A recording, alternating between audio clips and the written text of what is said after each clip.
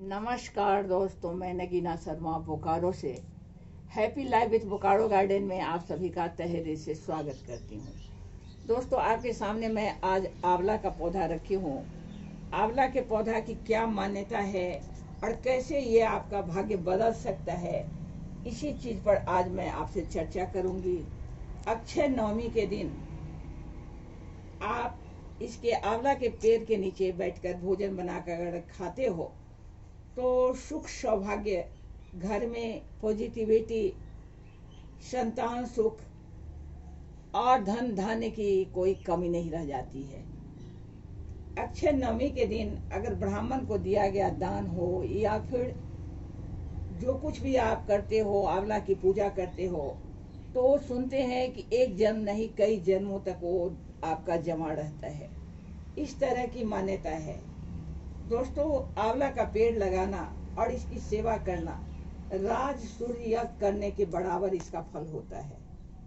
शुक्ल पक्ष के पहले बुधवार को अगर आप इसकी पेड़ की पूजा करते हो तो आपका हर एक तरह का जो दुर्भाग्य है, अगर आपको किसी तरह की परेशानी हो रही है तो वो समाप्त हो जाती है।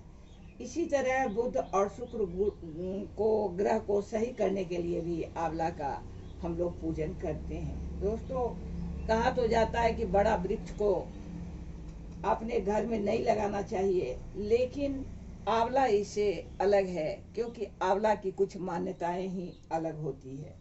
इसे आप अपने घर में भी लगा सकते हैं। पूरब दिशा में इसको लगाना आप लगा सकते हैं और इसको उत्तर दिशा में भी आप लगा सकते हैं।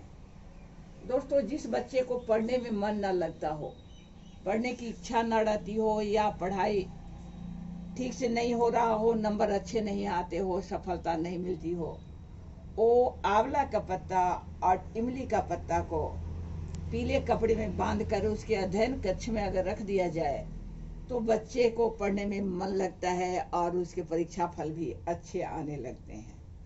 दोस्तों, मकर संक्रांति के दिन भी आंवला की पूजा हम लोग करते हैं। अक्षय का दान जो है जन्मों जन्म तक हमारे पास रहता है। आंवला की पूजा कभी भी व्यर्थ नहीं जाती है।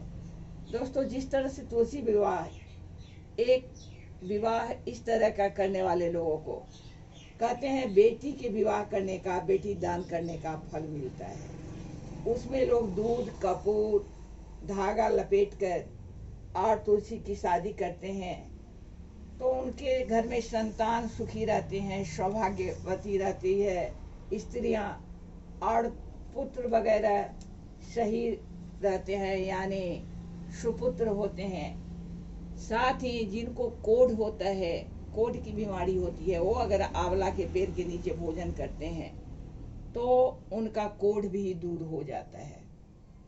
दोस्तों, इसकी कहानी क्या है ये मैं करने से पहले एक बात और कर लेना चाहती हूँ कि हमारे यहाँ जो धर्म में कुछ वृक्ष ऐसे हैं जिनको पुरुषार्थ दिलवाने वाला वृक्ष माना गया है। उसमें एक आंवला भी है, पीपल है, बट वृक्ष है, आम का पौधा है, शमी का पौधा है और कदम का पौधा है। ये सब पुरुषार्थ दिलवाने वाला पौधा बोला गया है।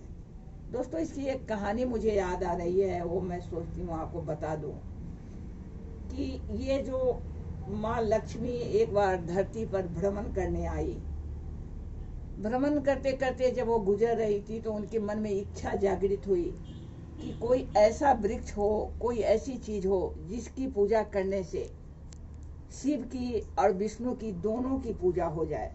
तो उन्होंने इस पर बहुत विचार किया और जब विचार किया तो आंवला के पेड़ में उन्होंने पाया कि इसमें तुलसी का गुण है और तुलसी में विष्णु जी का वास होता है। इसी तरह आंवला के वृक्ष में बेल के पौधे का गुण है और उसमें शिव भगवान की का वास माना जाता है। और आंवला में चूंकि तुलसी का और बेल का दोनों का गुण है, इसलिए इसमें शिव और विष्णु दोनों इसमें हैं।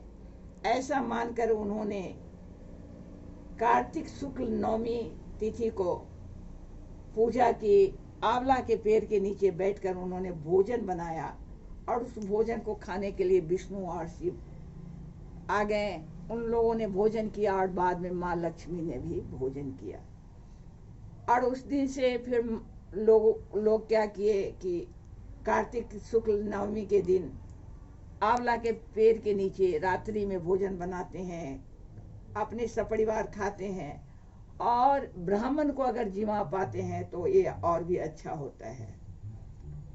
जिस घर में इस तरह का होता है वहाँ सौभाग्य, संतान, धन, वैभव सभी का समावेश होता है। घर के रहने वाले लोग स्वस्थ होते हैं। दोस्तों, इसमें अगर बात करें आगे तो आप विटामिन सी भी पाते हो। आंवला में विटामिन सी पाते हो जो हमारे आँख, दांत, पेट, बाल नहीं पकने देता है, रोग रोधन क्षमता हमारा बढ़ाता है, हड्डी को मजबूत बनाता है।